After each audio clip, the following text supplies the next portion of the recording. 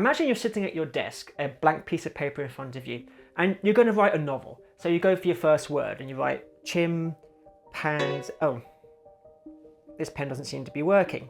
Oh, I can write gorilla or orangutan or monkey in several different varieties, but I don't seem to be able to write chimpanzee. Who's in charge here? Me or this pen? Well, believe it or not, this problem actually does exist. But it's not with this. It's with this. Emoji. The language made of pictogram images of all sorts of things. Apples, cows, clocks and poops. There are over 3,500 different emoji. They're a kind of digital body language. They're what make the difference between this, this, this, and this. And this language has a very small, very select group of people who control emoji. They decide if you can have an emoji of an umbrella, or a donut, or a Tibetan flag, or a hijab.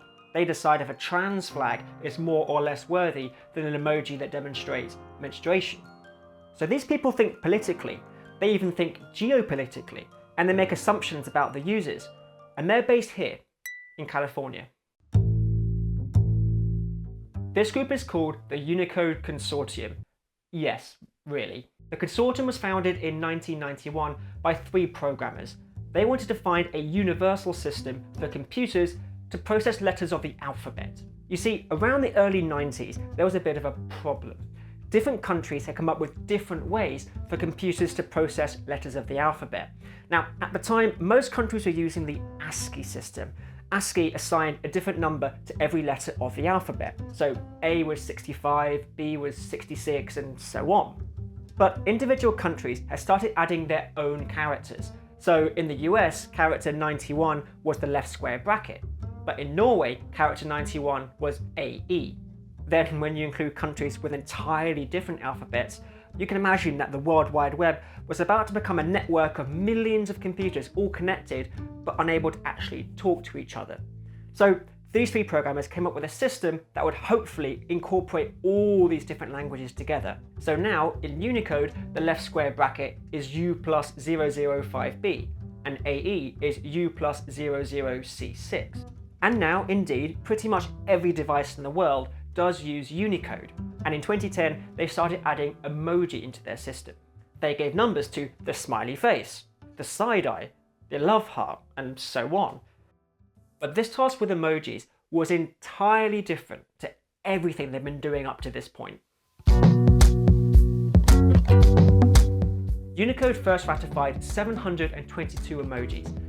They gave each one of them a number, but left it to individual companies to decide how each emoji would look on their own platform. So for example, the policeman emoji now appears as both this, and this, and this, and this. And the consortium vowed to release a handful more new emojis every single year. And that's where we hit a bit of a question mark. Because now the consortium was in charge of deciding which words of this new language are permissible and which ones aren't. And if you think I'm being dramatic, then let me tell you that there's an emoji of the Chinese flag, but not the Tibetan flag. There's an emoji for the dollar, the pound, the euro, and the yen, but not for Bitcoin. So who are the people who decide what can and cannot be included in the universal emoji keyboard?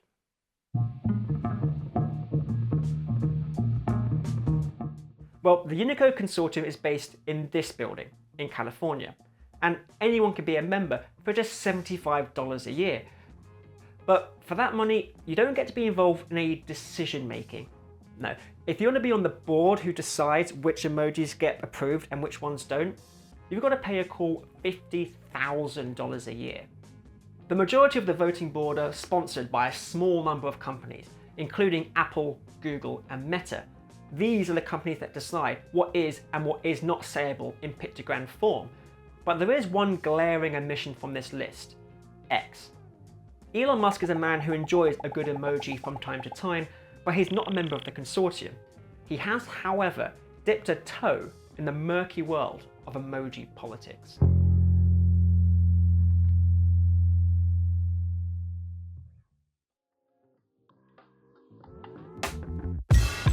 The story started in 2016, when Apple announced that they were going to make a change to one of their emoji. They were changing their handgun emoji from a realistic looking revolver to a water pistol. This was in response to a series of shootings across the US. The change made a few headlines, and then the world moved on. In the end, most platforms made a similar change from a realistic gun to a toy gun of some description. Platforms including Twitter. But in 2024, Elon Musk announced that on X, he was reversing the decision. He posted this, calling the gun emoji a victim of the woke mind virus. But in this one post, Musk highlights a misalignment between the people who use emoji and the people who make them.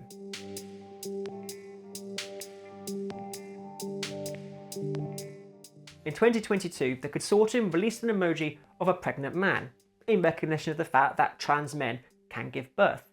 Now in 2022, the public barely bat an eyelid, but would it fly today? Would it fly if the owner of one of the largest social media platforms decided to buy himself a seat at the table? Possibly not. I guess it comes down to whether Elon Musk thinks a pregnant man emoji is another victim of the woke mind virus.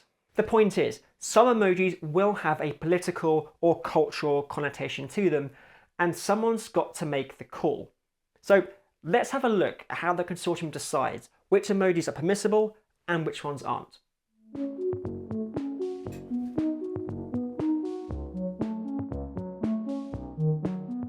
The first thing to know that all emojis considered are submitted by the public. Anyone, anywhere can submit an emoji for consideration. But this isn't a suggestion box. No. If you want an emoji, you better be ready to fight for it. In 2017, a charity called Plan International UK started a campaign for an emoji to represent the female period. Surely a worthy submission on a charged topic that affects half the world's population. Their submission was a cartoon drawing of some underwear with a red spot in it, but the consortium rejected it. According to Plan International UK, they were told that an emoji is more likely to be accepted if it has more than one use. The following year, the consortium approved an emoji of a llama. What are the other uses of a llama emoji? Apart from that, the consortium's feedback was pretty vague.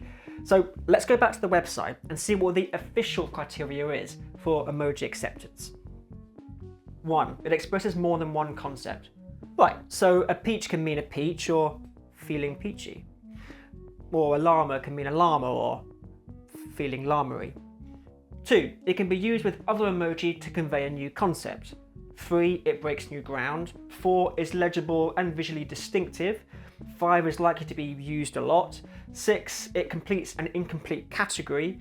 7. It's needed for compatibility with popular existing systems. So, fair enough. These are the factors that work against a proposed emoji. 1. If there's already a similar emoji. 2. If it's overly specific. 3. If it's too open-ended. 4. If it's based on a fad. And 5. If its existence is only justified by another emoji. Now, what it doesn't say is that a new emoji must adhere to some level of decency or avoid political subjects. Plan International UK did eventually get a menstruation emoji approved, but they had to get rid of the underwear and just make it a drop of blood, which certainly has several different uses, you've got to give them that. But as an aside, there is an emoji of men's underwear, but not of a bra. But it's not as if the consortium are a bunch of social conservatives either. They have made several difficult decisions in the face of public backlash. We've already mentioned the pregnant man. There's also the trans flag, and further back than that there was the LGBT flag, which was added despite Russia's anti-gay propaganda laws. In 2017, the consortium approved the woman in headscarf emoji, which received a bit of backlash at the time from various places, and it added a Taiwan flag even if it might upset people in China. But as I said earlier, there's still no Tibetan flag. So now we have a decent idea of who the consortium are, what they do, and some idea of how they select new emojis. But there is one more missing piece to the puzzle, and it's not this. It's this. As I said earlier, the Unicode Consortium gives each new emoji a number, but companies decide how they want to express that emoji, which includes not expressing it at all. In China, Apple decided to remove the Taiwan flag from their keyboard.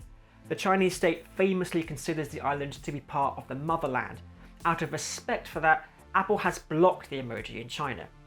Now, if that's not a stamp on free speech, then what is? Now, there's one final thing to say about emoji. Once one is created, it cannot be deleted. I mean, that's only true because the consortium says so. It's not like it's the law or something. But if that's what they want to do, then fine. I guess it goes some way to explaining why they're so choosy. But not every emoji is approved by the consortium. If you have the money, you can make your own.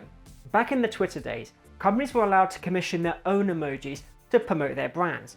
Coke had one, Pokemon had one, Batman vs Superman had one, you get the idea. Now, these were only usable on Twitter, they weren't part of the Unicode emoji keyboard, but an emoji is still an emoji. In the research for this video, I came across several different perspectives on the issue, and one in particular really struck with me. It pointed out that there are several languages out there that have very strict controls. Icelandic, modern Hebrew, and French all have these bodies that safeguard their language. They try to filter out foreign invaders from the discourse, and they come up with native versions of new words. The French for emoji is emoticon. But the point is, if you're in France, you can still use the word emoji. The pen doesn't refuse to write it down. But in emoji, if you want to say chimpanzee or bra, or if you're in China and you want to say Tibet, well, you're out of luck. Thanks very much for watching this video. We make new ones every single week, so do click that subscribe button to find out when our next video is released.